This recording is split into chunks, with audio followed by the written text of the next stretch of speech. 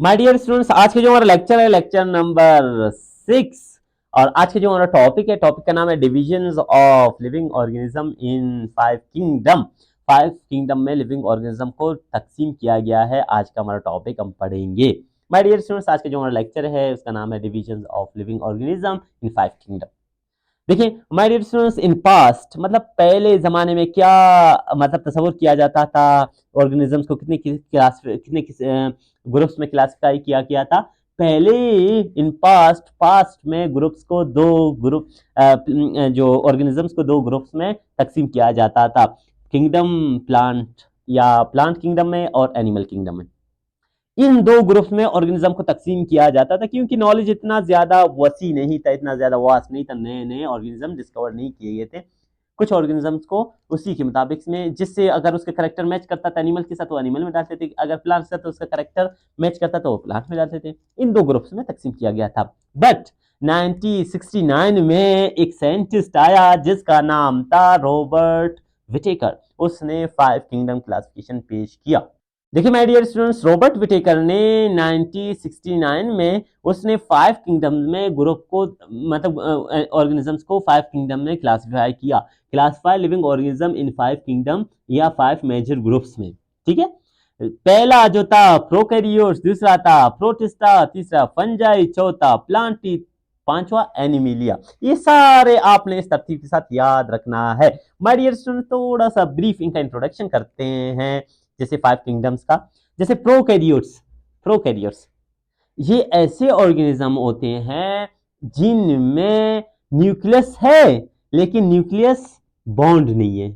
Do not have membrane bounded nucleus. इनका nucleus के साथ बकायदा दीवार मेम्ब्रेन नहीं है। आपने फिलहाल इतना सीखना है क्योंकि अब आपको सेल मेम्ब्रेन भी नहीं समझाया है और ये चीजें फिलहाल नहीं समझाए, लेकिन फिलहाल इतना ही समझ लीजिएगा। आगे हम सेल मेम्ब्रेन पढ़ेंगे, जब फिर से आप एक चैप्टर रिवाइज करेंगे और भी आसान हो जाएगा।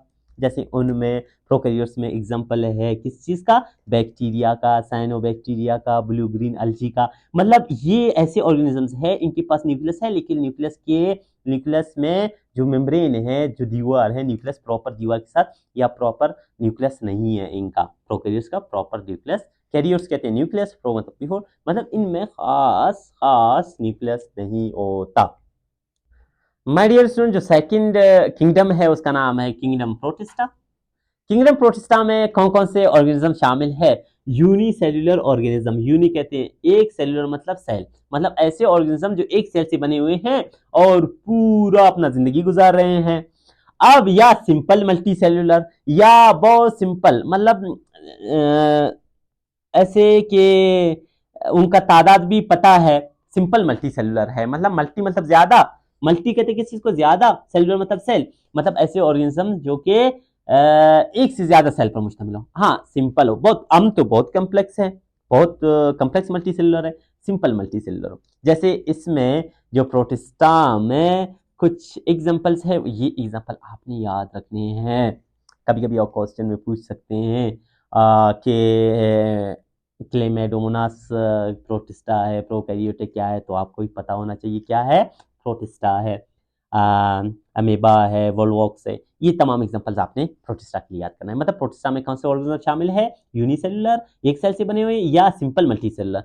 सिंपल मल्टीसेलुलर से मुराद ये है कि मल्टीसेलुलर है, बहुत सारे सेल से बने हुए हैं लेकिन सिंपल है, मतलब इतना ज्यादा नहीं, हम तो बहुत ज्यादा कम्प्लेक्स है। ठीक है, यहां तक क्लियर है। एक और जो ग्रुप है, किंगडम है, उसका नाम है किंगडम फंजाई। किंगडम फंजाई में कौन से ऑर्गेनिज्म शामिल है? Specific multicellular. सारे मल्टीसेलुलर शामिल नहीं, मल्टी मतलब ज्यादा, सेलुलर मतलब सेल, ज्यादा सारे ऑर्गेनिज्म शामिल नहीं, इसमें कुछ स्पेसिफिक मल्टीसेलुलर शामिल है फंजाई में। तो इसका याद रखना है आपने। और क्या करेक्टर फीचर हो सकते हैं फंजाई का?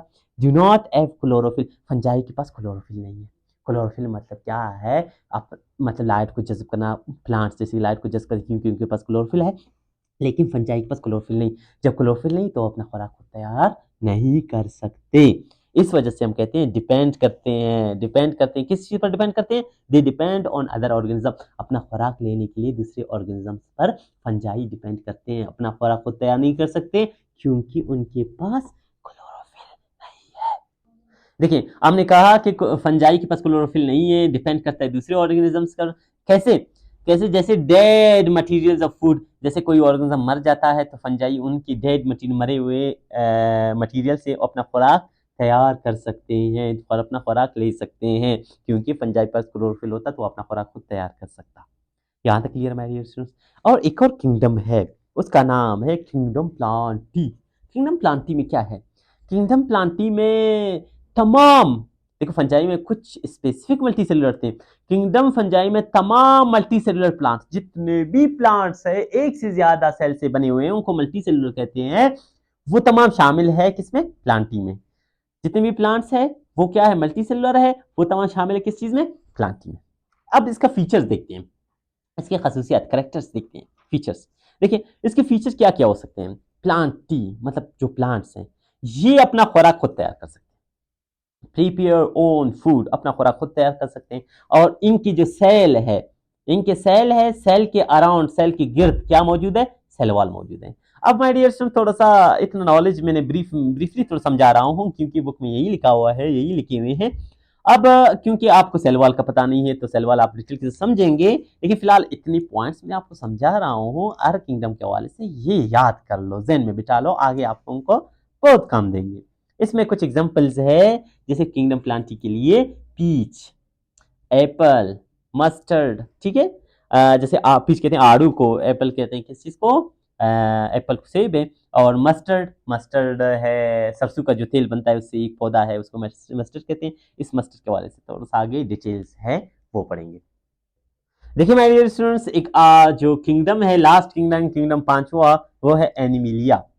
एनिमिलिया पर, एनिमिलिया में कौन कौन से ऑर्गेनिज्म मुश्तमिल है? ऑल मल्टी सेलुलर, तमाम मल्टी सेलुलर एनिमल्स मौजूद हैं। प्लांटी में ऑल मल्टी सेलुलर प्लांट्स थे, और एनिमिलिया में all multi cellular animals. Multi cellular मतलब एक से ज्यादा सेल से बने हो, और फंजाई में स्पेसिफिक मल्टी सेलुलर थे। ठीक है माय डियर स्टूडेंट्स। अब इसमें एनिमिलिया के जो फीचर्स है, जो एनिमल्स है, इनके जो फीचर्स है उनको देखेंगे। फीचर मतलब कैरेक्टरिस्टिक्स थोड़ा सा उनके देखेंगे। अगर उनमें देखिए सेल वॉल, एनिमल सेल के अंदर, एनिमल सेल के अंदर सेल वॉल है? आपका क्वेश्चन होना चाहिए नहीं सर, एनिमल सेल के अंदर do not have cell wall. अगर इसमें सेल वॉल होता तो हम दरख्त की तरह, हम इतना इलास्टिक नहीं हो सकते, अपना आह हिला नहीं सकते, हम दरख्त की तरह स्ट्रेट खड़े होते, दीवार की तरह स्ट्रेट खड़े होते, क्योंकि सेल वॉल है बहुत टफ सीमेंट की तरह, दरख्त जैसे सीधा खड़े हैं, लोकोमोशन नहीं कर सकते, हरकत नहीं कर सकती दूसरी जगह पे, क्योंकि उनके पास सेल वॉल है। अगर हमारे पास सेल वॉल होता ना एनिमल्स के अंदर, तो एनिमल हरकत नहीं कर सकते। इस वजह से आपने याद रखना है, एनिमल के अंदर सेल वॉल मौजूद नहीं है। किसके गिर्द? अराउंड सेल्स के गिर्द मौजूद नहीं है। जैसे इसमें एनिमिलिया की एग्जांपल मैं आपको बता दूं, मैन है, मैन, मोंकी है, फिश है, जितने भी वो क्या है? एनिमिलिया में आते हैं। यहाँ तक क्लियर है माय डियर स्टूडेंट्स। ये थे हमारे पास 5 किंगडम, जिसने रॉबर्ट विटेकर ने पेश किया था। और हमने जो आज का जो टॉपिक था हमने जो डिस्कस कर लिया, देखिए मैं आपको बहुत ही शॉर्ट समझाया, क्योंकि आप लोगों का लेवल इतना है, तो इस वजह से आप जितना मैंने पढ़ाया उनको याद कर लो अच्छी तरह से। Divisions of bio living organism in 5 kingdoms, यहाँ से हमने ब्रीफली थोड़ा थोड़ा करके यहाँ तक आप लोगों का आज का लेक्चर था। एक दफ़ा नोट्स को देख लीजिएगा, लेक्चर्स को सुन लीजिएगा, और बुक को एक दफ़ा रिवाइज कर लीजिएगा। मिलते हैं नेक्स्ट लेक्चर।